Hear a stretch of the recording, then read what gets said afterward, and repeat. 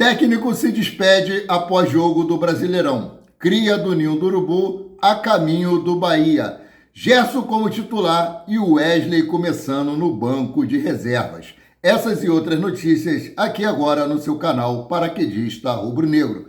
Mas pedir para vocês que começaram a nos assistir que deixem aquele like esperto, não são inscritos, se inscrevam, acione o sino da notificação e continue dando aquela moral compartilhando os nossos conteúdos. Lembrando que tudo isso para vocês é 0800 e aqui vocês ficam sempre informados sobre tudo que acontece nos bastidores do mais querido, né?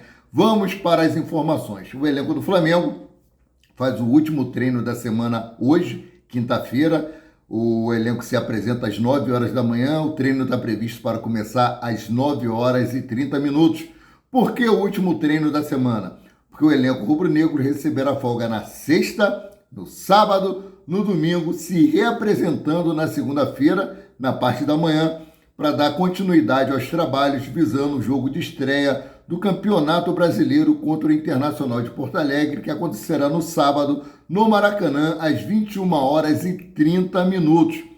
Folga merecida, essas folgas já está visando aí o calendário muito apertado que o Flamengo vai ter, além da estreia do Campeonato Brasileiro no dia 29, teremos também a estreia no meio da semana do Flamengo pela Libertadores da América. Então, a cada 3 dias, o Flamengo estará entrando em campo. Ou seja, uma brincadeira que eu vi nas redes sociais, o Flamengo vai ter que treinar dentro do avião, né? Vamos torcer para que nenhum atleta aí se lesione. O Pedro ontem fez trabalho técnico, o Cebolinha fez trabalho de força, o Bruno Henrique foi homenageado pelo seu 100º gol aí, que foi em cima do Vasco da Gama, relembrou a sua época aí de quando ele sofreu aquela lesão de ligamento cruzado, também teve um problema nas suas vistas no Santos, que disseram que ele não voltaria mais a jogar e hoje é um grande ídolo do Flamengo. Lembrando que Bruno Henrique, até os 21 anos de idade, ainda jogava na várzea, ele se profissionalizou a partir dos 21 anos de idade.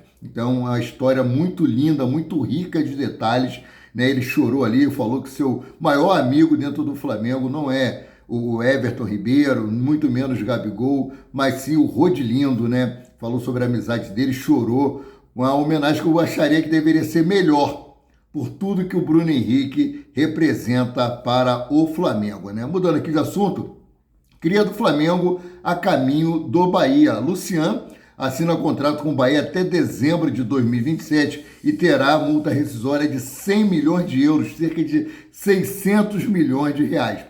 O clube baiano adquiriu o jogador sem custos com o Flamengo, mantendo aí 50% dos direitos econômicos do atleta, ou seja, se o atleta for negociado por qualquer valor, o Flamengo fica com 50% dessa negociação. E por ser o time formador, futuramente no próximo time que ele estiver fora do Bahia, ele vai ter aquela compensação financeira também. Informações de Vene Casagrande, né? Bom, técnico do Flamengo se despede após jogo do Brasileirão. Complicada essa situação, né? Mas a roda tem que girar e o Flamengo continua fazendo reformulações. É que o técnico Kleber dos Santos, campeão da Libertadores Sub-20 de 2025, fará o último jogo no comando do time diante do Atlético Paranaense. Isso porque o português Nuno Campos assumirá a equipe para dar início ao novo projeto. Nuno Campos contará com o auxílio de Gonzalo Cruz. Os portugueses começarão os trabalhos de forma oficial na próxima semana no Flamengo. Apesar de ainda não terem sido anunciados, Nuno e Gonçalo, né, já estão frequentando o Ninho do Urubu e ficaram impressionados com a estrutura do clube rubro-negro. Os dois profissionais estão no Brasil desde a última quinta-feira. Quem é que não fica impressionado com a estrutura do Flamengo? Vão ficar. Todos que vêm aqui se encantam com a estrutura rubro-negra, né? Bom, futuro de Kleber dos Santos segue indefinido. Existe a possibilidade de os profissionais assumirem o time Sub-20B. Espero que deem oportunidade para ele. O cara fez um trabalho excelente aí junto ao Sub-20, conquistando a Libertadores da América de maneira invicta, né? Bom, vamos ver o que vai acontecer aí. Bom, mudando aqui de assunto, torcedor do Flamengo, tenista João Fonseca relembra dia que foi obrigado a usar a camisa do Vasco e disse: odiei.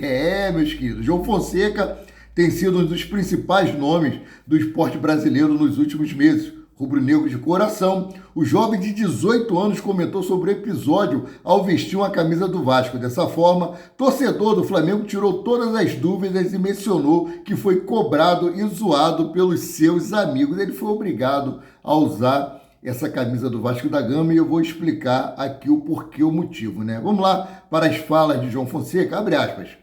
Torço pelo Flamengo. Essa foto foi no Interclubes quando eu tinha 12 anos de idade. Na época, acho que o Flamengo nem tinha time de tênis. E como a gente precisava representar o Rio de Janeiro, o único clube que tinha time de tênis, né, era o Vasco da Gama. E aí ele disse que teve que usar a camisa do clube. Eu odiei. Falei para minha mãe, não quero jogar com a camisa do Vasco. Depois meus amigos ainda me zoaram por causa da foto. Fecha aspas, disse João Fonseca em entrevista ontem, né? Bom, acho que o Flamengo já tem. Aí, Mengão, diretoria rubro-negra. João Fonseca, flamenguista de coração, um grande destaque no Brasil aí nos esportes. O tênis faz parte do esporte olímpico. O Flamengo pode muito bem aí fazer a aquisição do garoto, né? Bom, combate ao racismo, gente. Deputado Pastor Henrique Vieira, do PSOL, enviou um ofício à Confederação Brasileira de Futebol, mais conhecida como CBF, cobrando da entidade medidas de combate ao preconceito racial sofrido na América do Sul. É um absurdo isso que acontece, né? O político enviou um documento que diz, abre aspas, as atitudes de torcedores racistas nas competições da Conmebol não são apenas toleradas, como também incentivadas pelo seu representante maior, fecha aspas, que no caso é o do Alejandro Domingos, que falou que a Conmebol sem o Flamengo, sem os times brasileiros é como o Tarzan sem a macaca Chita, né? É um absurdo isso. Vamos ver se providências serão tomadas. O Flamengo está prestes aí a estrear pela Conmebol Libertadores da América. E o Flamengo vai enfrentar na Libertadores 2025 o Central Córdoba da Argentina, o 13º clube do país, que o mais querido irá encarar em toda a história da Conmebol Libertadores. Gente, vou repetir. Flamengo enfrentará na Libertadores 2025 Central Córdoba da Argentina, o 13º clube do país vizinho que o mais querido irá encarar em toda a sua história. Ou seja, 13 times, quer dizer, da Argentina que o Flamengo já enfrentou na Libertadores. No retrospecto geral, o Flamengo jogou 70 partidas contra clubes argentinos com 31 vitórias, 21 empates e apenas 18 derrotas, com um aproveitamento de 54,29%. Um aproveitamento muito bom, né? Um aproveitamento acima de 50%. Isso é um retrospecto bom e torçamos que o Flamengo consiga aí conquistar a sua 32ª vitória contra o Central Córdoba da Argentina, né? Bom, agora vamos falar aqui, logo mais à noite, às 21h45, a seleção brasileira entra em campo e o capitão do Flamengo, Gerson, é indicado por Dorival para ser titular no confronto contra a Colômbia, lá no estádio Mané Garrincha, em Brasília. Além do meia, né, o Wesley Alexandro e Léo Ortiz são representantes do mais querido na seleção. Tudo indica aí que, infelizmente, o Wesley vai começar no banco de reserva. O Wesley que foi muito assediado pela torcida lá em Brasília, puxaram a camisa dele, ele deu autógrafo. Eu estou muito feliz com o momento que o Wesley está vivendo no futebol, não só no Flamengo, mas no futebol mundial, porque ele está sendo visto por todos os clubes. O Flamengo tem recebido um grande assédio dos clubes europeus por causa do bom momento de Wesley, né? Mas quem deve jogar como lateral direita é o Wanderson, né? Espero que ele entre aí pelo menos no segundo tempo. Eu acho que seleção brasileira é momento. E no momento o Wesley é o melhor lateral brasileiro na atualidade, né? Vamos trazer para vocês aqui a provável escalação. Alisson, Wanderson na lateral direita, Marquinhos e Gabriel Magalhães formam a dupla de zaga, Guilherme Arana e Bruno Guimarães formam ali o primeiro e segundo volante, aí vem Gerson, Rafinha e Rodrigo, Vini Júnior e João Pedro fechando aí o ataque da seleção brasileira. Espero que o Flamengo tem um bom jogo. A Colômbia, se eu não me engano aqui, que é o adversário da seleção brasileira, está em quarto colocado. A seleção brasileira está em quinto, né? Então, o Flamengo tem que tentar vencer esse jogo para poder projetar mais uma participação na Copa do Mundo. A seleção brasileira é a única seleção que nunca ficou de fora de nenhum mundial de seleções, né? Espero que continue assim, dessa forma. Bom, agora vamos aqui falar sobre Jorginho, né?